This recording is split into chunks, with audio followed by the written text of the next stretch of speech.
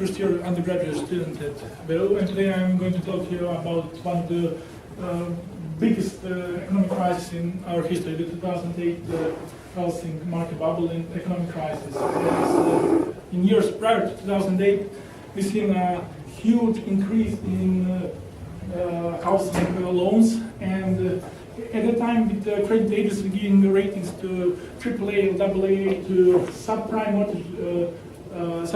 mortgage loans, we've seen the increase in one of the biggest bubbles in the recent history to that time. In the same time, the financial sector, the big investment bank, started doing the CDS, so credit default swaps between the financial market and the insurance agencies. One of them is AG, as you all probably know. And the problem emerged once the credit buyer defaults, the insurance agency pays, and that's the credit default swap. Then a lot of them at the same time started defaulting. We had one of the biggest crises, so 2008 crisis. Consequences of those, the Great Recession in 2008 were beyond any imagination. So we had the government takeover of Fannie and Freddie Mae. We had a collapse of two biggest banks in America, so Lehman Brothers and Bear Stearns. We had the Paulson's toxic asset release program, so $700 billion bailout for biggest companies in America. We had the worldwide recession. We had big crisis in Europe too. So for 2015, we're seeing the same pattern again. As you can all see, 2000 we had dot-com bubble. We had 2008, 7 years from them to 2007, and now 7 years again, 2015, we are at the brink of another economic meltdown. And it is not the only pattern. There are a number of patterns emerging that are showing us that we are approaching to another economic meltdown.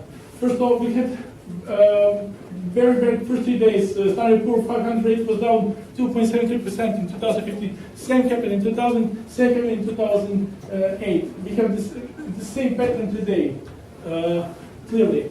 We have very choppy financial market behavior. So when the financial market, the stock market, goes up in price, it has tendency to keep climbing. When it declines, it has tendency to decline further. But when it's choppy, there's the sign of economic trouble coming ahead. And we saw the same thing in 2008. Again, like in 2008, we are seeing that there is not too much confidence among the investors, and they are searching the security in some other regions. So we have a substantial decline for 10-year bond yields, same for junk bonds.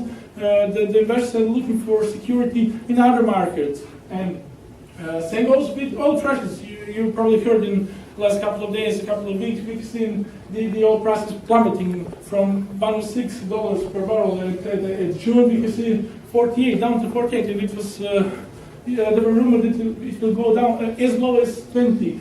We are seeing the gasoline prices taking a huge down to 50% almost. Same goes for 2000, 2008. Same things happened, and we had prices up to those.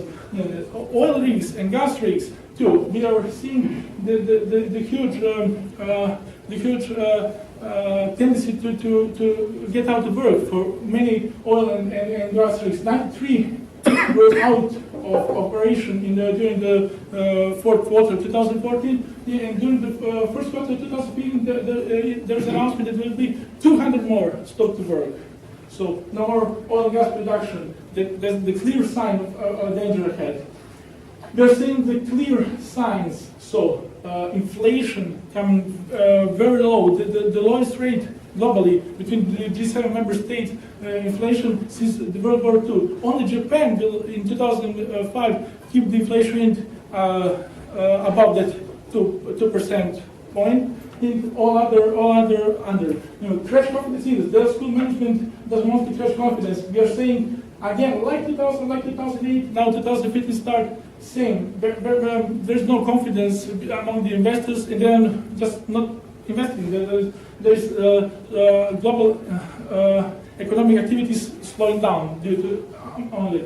And on top of everything else, we have a new bubble crisis, that is student loans. Student loans hit 1 trillion mark during the late 2014 and the beginning of 2015. But that's not the only problem. The problem is that the student loans default rates are getting higher and higher and higher. They are hitting now 146 billion. This is the highest default rate since 1995.